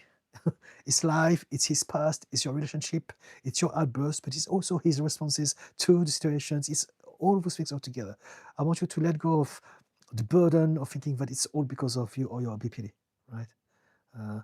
Whatever happened in our life is the result of everything, and we tend to allow those things to happen also because we are subconsciously choosing to go in that direction. So don't feel guilty of everything, Pumpkin Puff. I fear that my BPD stole his happiness away, but I don't know if that's a logical thought or just me being hard on myself. Yes, it's you being hard on yourself. It's very much so what we do. It's very much what we do when we have BPD. What's wrong with me? Why am I always ruining it? Because there's a part of us that needs to understand. So it's got to be someone's fault. But also because we've been told a lot when we were younger that it was our fault. So because of that, we believe that. So now we're going to blame ourselves for everything that is happening around us. And so it's true that we do hurt people with our outbursts. I did hurt a lot of people. But if we look at it for the bigger picture, we need to realize that it's never just this or that. Things are happening, and we must stop trying to find a culprit to everything. This is a very unhealthy habit. There's a difference between judging and finding a culprit and understanding. Pumpkin Puff, I agree. Yes, I wasn't trying to speak for him, but just further explaining how our relationship functions. Okay. Isabella Cassiato, what if I've tried to heal, but I can't change my thoughts or my wrong belief? It's a journey. So there's something called learned helplessness. And so basically, I've tried, but it didn't work. So I can't change. I've failed. I can never change. This is not true. As long as you keep going, you can always expand, you can always get better, you can always heal. But we all have some level of learned helplessness. It's not your fault. Nothing is anyone's fault. But when you say, what if I try to heal but I can't change? It's not true. This is not true. It's not that you can't change. It's that you haven't changed yet. We can all change. And the reason I know this is because we all change anyway. Every single one of us, all throughout our life, each second, we change. We change inexorably, inevitably each moment until our last breath. In some ways, right? We change physiologically, we change mentally, emotionally, we change in regards to society, financially, spiritually. We always change. There's always something that is changing. But it's just that that thing that you want to change hasn't changed yet in the way that you want it to be changed and at the time you want this to happen. That's it. Your expectations, your deadline are your problem, and the learned helplessness as well. And so because of that, now you're thinking, I tried everything, nothing works. Well, keep trying. There are other things. You haven't tried everything. It's not true, because every day there are new things coming up. This is called evolution. Everything is changing all the time. And so what you understand about mental health also is evolving big time every day, every week, every month. There's more and more research. Thanks to neuroscience, we understand how things work now, for real, as opposed to making stuff up based on just guess. So you haven't tried everything. The thing that is holding you back is learned helplessness. So realize this, I can change my mindset. Use the power of yet. Just add yet at the end of the sentence. I've tried everything to heal, but I can't change yet. And now suddenly, it feels better. I haven't changed yet, but I'm going to make this happen. I will keep looking, I will keep searching, I will keep exploring, I will keep learning, I will keep expanding my understanding of myself until I get there, because I want it, because I deserve it. Because that's my life. I've got nothing else that matters more to me than to get better. You have your whole life. There's no rush. You've got nothing to prove to anyone. It's about you learning how to feel better about yourself. right? And so, yes, you can change your thought, you can change the wrong belief, everything is possible. Nothing is guaranteed, but everything is possible. If you can just accept that, we're onto something. Right? Do you want to tell us more about yourself, Isabella? Is there anything I can do to help you today? Pumpkin Puff. As far as I'm learning, every hardship and everything else is just a part of having BPD and typical neurodivergent relationships. Yeah, yeah. And now know I need to work on things. He needs to work on things. Yes, I showed him your videos too. Fantastic. And we watched them together. Thank you. Thank you so much. That makes me happy. Thank you. Isabella, thanks. Okay. Tell me more, Isabella. Deva, true words. Thank you. Thank you, Deva.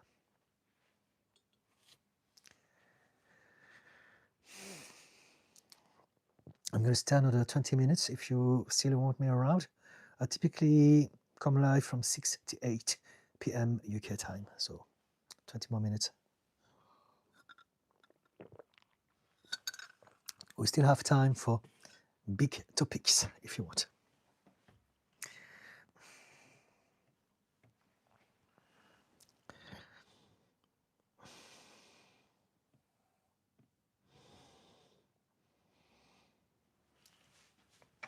Isabella, what have you tried that didn't work and what are your problems? If you can tell me that, I'm more than happy to suggest something new for you to try and see if that would be a better fit for you. Pumpkin Puff, tea time, yes.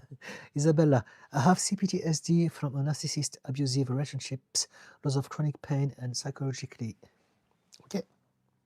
How is it affecting you in your day-to-day routine? What are the patterns, the most problematic things? And that's what we address. With CPTSD, if I was going to look after you, I would hypnotize you so that we can find out precisely what is holding you back. But because I can't do this like that, what I can do is to talk about patterns. Are there any patterns of behavior or situations to do with CPTSD that you can talk about? And then we can have something precise to talk about. How is the CPTSD affecting you on a day-to-day basis? Or if there are many things, just give me one and we talk about that one as a start and we can address the other stuff one by one. What is the most problematic aspect of the CPTSD as far as you're concerned?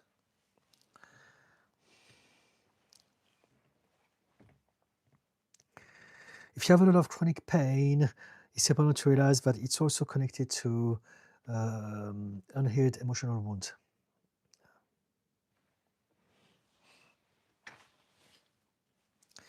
Pumpkin Puff. Can narcissistic abuse go past CPTSD? Or is it only CPTSD abuse? Or is it only CPTSD because it's daily? Let me try to understand. Can narcissistic abuse go past? But I don't understand what you mean by can narcissistic abuse go past CPTSD? Narcissistic abuse creates CPTSD or PTSD, right? The only difference is that PTSD is precise big event. We know what it is. CPTSD is something that is happening over some period of time. It's more insidious and pervasive as opposed to one big bang. But with narcissism, they can be both. And so when there's both, it ends up with CPTSD anyway. The difference is that when it comes to trauma, as in PTSD, we have fear because of something specific. With CPTSD, however, this also alters our sense of self. So it's not just, we don't have just fear, we also have a diminished sense of self.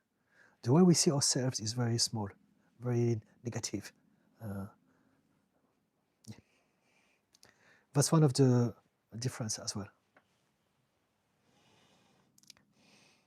Pumpkin Puff, sorry, PTSD is from one event. Can it be from narcissistic abuse? Yes, yes.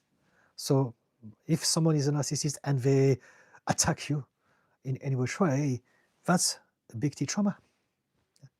That's why I said, when you are with someone who's narcissistic, you may suffer both from big T and small T trauma. You may have the whole of it.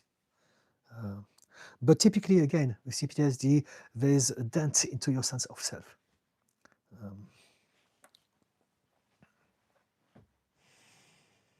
This is what a lot of people don't talk about. When we have any problem with anxiety, depression, trauma, it's not just about us not feeling safe in this world. It's also about how we see ourselves, as in we would have a propensity to put ourselves down, to be negative about ourselves. Isabella, can't keep a job, paranoia, isolation, can't get out of my own head, emotional dysregulation, religious paranoia, just issues, nightmares, hard to eat. So you're overwhelmed, right? It's a very acute state. Fear and paranoia mostly. Okay, so do you have professional help? You sound like you need some professional help. And that's what I would suggest you. Because if you don't, I mean, the sooner you address your problems, the sooner you have a chance to get back to some sort of normality, in bracket. I mean, by normality, I mean being able to function, right, in society. And the opposite of that is that if you don't change that, it can get worse. It will get worse. Because whatever we allow, whatever we repeat, we reinforce. And that includes the fear and the paranoia and the isolation and the inability to keep a job, and all of those things that you mentioned. I feel like everyone is against me. Yes, it is a symptom of trauma. Because you've been hurt, your mind is not able to dissociate things. It's still very, very wounded. So it's going to assume that everyone can potentially harm you. So if you feel like everyone is against me, it is not true. It's not a fact. It's not the truth. Some people may, but most people aren't. But your mind is trying to protect you by getting you to believe that everyone is there to get you. This is what trauma does. So the first thing you want to realize today is that it's not true. Now, there's a lot of things we can talk about, and I need you to tell me more about yourself in order for me to help you. But you want to question your own thought. The first thing you want to do is to learn how to regulate your nervous system. So what I would like you to do is to, sometime tomorrow, so first subscribe to my channel, and then so that you can find me. And sometime tomorrow, check my live page and replay the live stream today. At the beginning of the live, I talk about how to reset the nervous system. This is what you want to do. I'm not going to repeat the whole thing, and it's quite long. It's all recorded. So at some point, when YouTube has fully uploaded that live stream, you'll be able to replay it again. So do this and come back to me Friday, if you can. I come live on YouTube every Wednesdays and every Fridays, every week, from 6 to 8 p.m. UK time. So check out the video and see if you can learn and practice some of the things that I mentioned. And then we can talk about it furthermore on Friday if you want. Okay?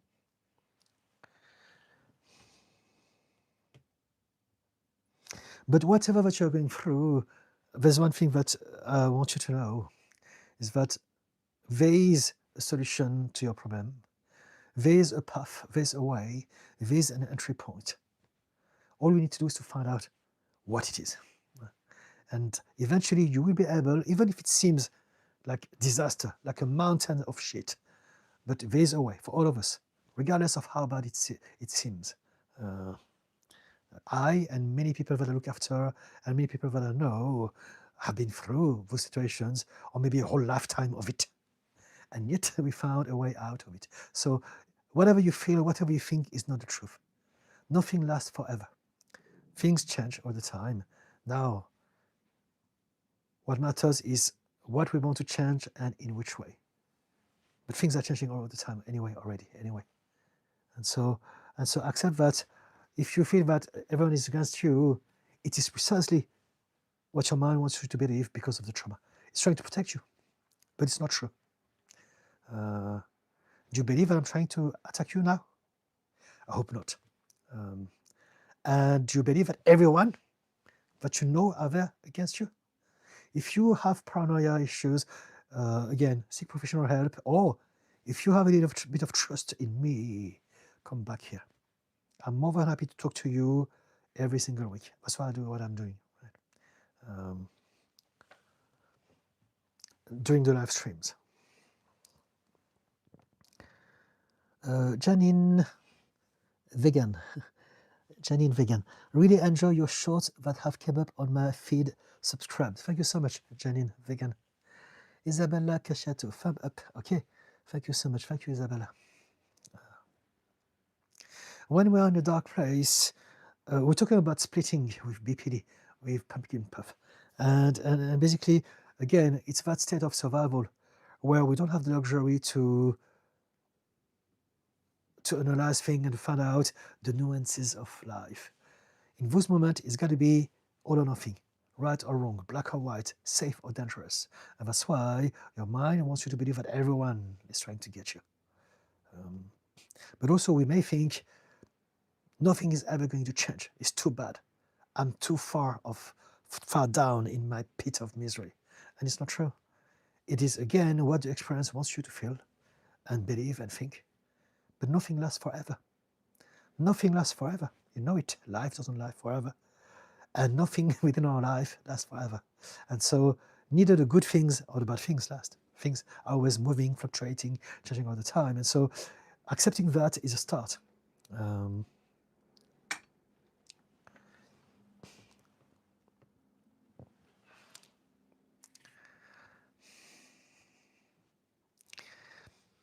Thank you for the little heart.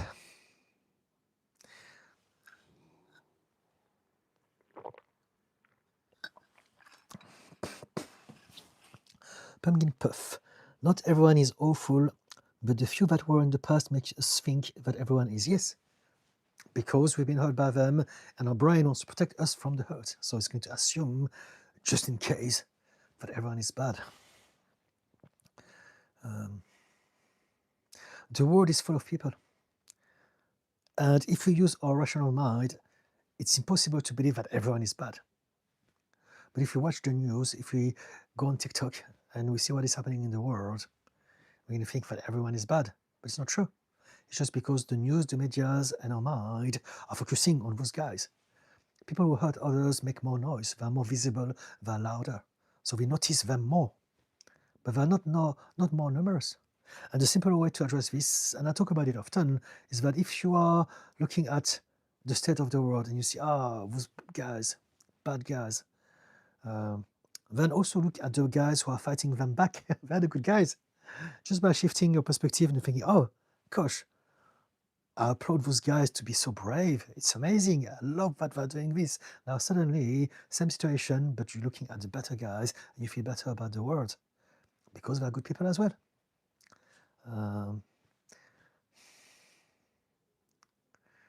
Yeah. If we are traumatized by people, we can do some self-reflection work and explore the good people we had in our lives.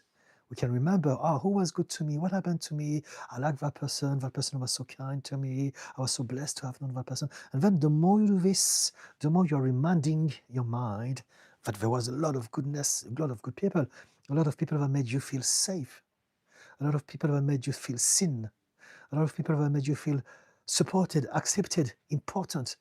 They made you feel that you matter. There. You just need to remind yourself. You just need to remember. And so through meditation, through self-reflection, remember, play those memories in your mind. And as you replay them, your heart will remember. And like you start to feel better and you will feel safer. And you realize, you know what? I'm sure there's some good people out there. And eventually, as you go out, venture out in the world, you'll be able to be more discerning and realize, you know what? I thought that person was bad, but maybe it's just their face. That's how they look. They look angry. It's not their fault, but they're actually very kind if you speak to them. Some people have an angry face. It's not their fault. Or it could be us imagining stuff because, again, the mind is biased. And so give people the benefit of that. Give them a chance. But first thing, remind yourself that there are a lot of good people in your life. I believe that we can all channel angels. And so what it means is that sometimes we have people who are amazingly kind to us out of nowhere. And I believe that in that moment, those people have channeled an angel. They became an angel in our lives. We have been helped by a lot of people all throughout our life, if you can remember. And we've done the same to others many times. We have channeled and become that angel to some people, even without realizing it, by doing something, saying some things, with a random act of kindness. And suddenly, bang, we have impacted them in ways that we don't even know. But we all have that power. And so, yeah, something to play with in your mind. We all have the power to be an angel to some people. And we are surrounded by people as well. You know, there's that say, and I used to use it as well in the past, but I don't anymore, which goes like this. It's a mindset trope. No one is going to come and save you. And actually, I don't believe this anymore. I believe that we're often saved by a lot of people. We don't pay attention. We don't show gratitude, but a lot of things that happen in our life are because of people, and we just take them for granted, or we don't even notice them. But I believe that people save us every day. And we save some people as well, again, without even realizing this. And so, yes, something quite empowering to entertain our mind with.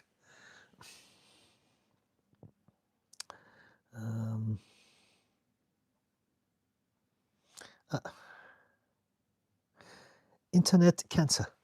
ADHD, autism, childhood trauma, freeze when stressed or fear of failure, executive function issues, poor focus, distractibility, and so I don't know you yet, but I just have that list of things. Let's see where it takes us, because I see there's more from you. Pumpkin Puff, I appreciate this conversation a lot. Thank you, Didi. Okay, thank you, Pumpkin Puff. So back to internet cancer and forget me task. Go to another room, forget why, recommended book of resources to work on challenges. So basically, you like to have some books to address all the things that you mentioned, right? I don't know if there's any book at this point in time that would address all of those things. How about you tell me about yourself? What is your priority? What is the main problem? What is something that is really has been a problem for you for years? And then based on that, we can maybe think about some books that will be appropriate for that specific topic.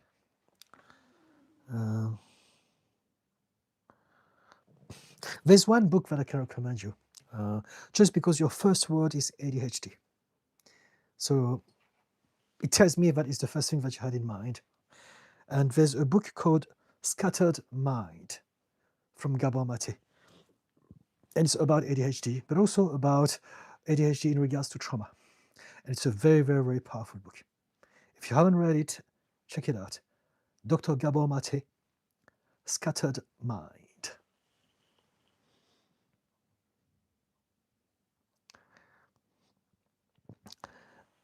Chal 108, bonsoir, good evening. Bonsoir, Chal, which means good evening in French. Fudu, hi everyone. Oh, hello, Fudu. Internet cancer, recommended books, so I suggested one. Internet cancer. Oops, I don't know why it says retouch on. I improved my social skills, got myself out of addiction, okay, good on you, and fixed a lot of other life problems. Fantastic. Great news, sounds good. I just put in books and putting my mind to it, hoping I can do the same with this. Okay, so check it out. Again, Scattered Mind, great book.